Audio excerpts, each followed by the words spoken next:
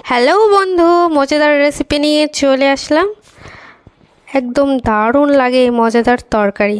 একদম মেখে তরকারি, কচু, ঘাটি কচু, পটল, আলু দিয়ে, বড় মাছের পেটি আর গাদ চাকাগুলো দিয়ে এখানে কেটে নিয়েছি চিকন চিকন করে। দেখতেই পাচ্ছেন পটল, আলু আর ঘাটি কচু, এগুলোকে এখন পরিষ্কার করে ধুয়ে নিচ্ছি।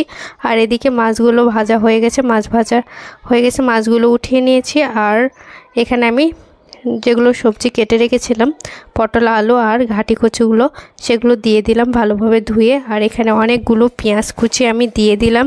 দেওয়ার পরে এখানে আরও সব মশলা ধীরে ধীরে অ্যাড করতেছি। কাঁচা মরিচও দিয়ে দিলাম, যেহেতু শুকনা মরিচের গুঁড়োও দিব, এজন্য কাঁচা মরিচও কিছুটা দিলাম। আর গোটা কিছু রসুন দিলাম, আর থেতো করা রসুন তো অবশ্যই দিব, কারণ গোটা রসুন খেতে আমার ভালো লাগে আর আমার মেয়েরও ভালো লাগে, এজন্য গোটা রসুন কিছুটা দিলাম। এখানে জিরা দিলাম, আর এখানে দারচিনি দিলাম, হলুদ দিয়ে দিলাম পরিমাণ মতো, স্বাদ মতো লবণটাও দিয়ে দিলাম।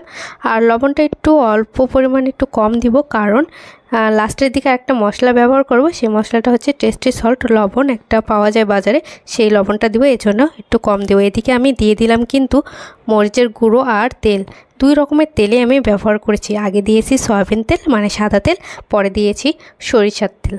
দেওয়ার পরে আমি হাতের সাহায্যে এরকম করে, আমি তো কিন্তু গ্যাসটা অন করিনি, গ্যাস না অন করেই এটাতে আমি ভালোভাবে আগে মেখে নিচ্ছি। আপনারা চাইলে হাতের সাহায্যে মেখে নেবেন ভালোভাবে, কারণ হাতটা জ্বালা করবে, খুবই গরম পড়েছে, এই জন্য আমি এই হাতের সাহায্যে ভালোভাবে মেখে নিলাম। মেখে এখানে আমি পরিমাণ মতন জল দিয়ে দিব, আপনারা চাইলে হাতের সাথে মেখে নেবেন।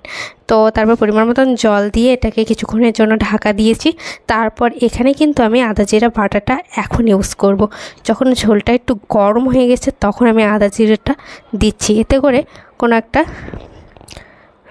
অন্যরকম একটা খাবার তৈরি হবে এটা।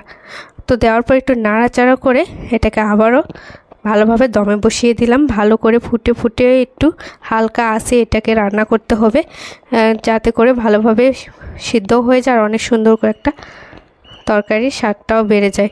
একে করে তরকারির ঝোলটা একটু টেনে এসেছে, তখনই মাছগুলো দিয়ে একটু ঢাকনা দিয়ে ভালোভাবে ঢেকে দিয়েছি। তারপরে তো ভালোভাবে ফুটে উঠেছে। তো বলেছিলাম টেস্টের লবণটা যে কোনো মুদিখানার দোকানে পেয়ে যাবেন, এটা দিলে এই তরকারিটার স্বাদটা কিন্তু বেড়ে যায়। অল্প পরিমাণে একটু দিয়ে দিলাম, সেই বুঝে আপনারা লবণটা আগে সাদা লবণ ব্যবহার করবেন। তো দেওয়ার পরে এটাকে ভালোভাবে একটু নাড়াচাড়া করে মিক্সড করে একটু ফুটে উঠেছে, তারপর গ্যাসটা অফ করে কড়াইতেই কিছুক্ষণ রেখে দিয়েছি। তারপর কড়াই থেকে খাওয়ার সময় একটু পরিবেশনের জন্য একটি পাত্রে নামিয়ে নিয়েছি।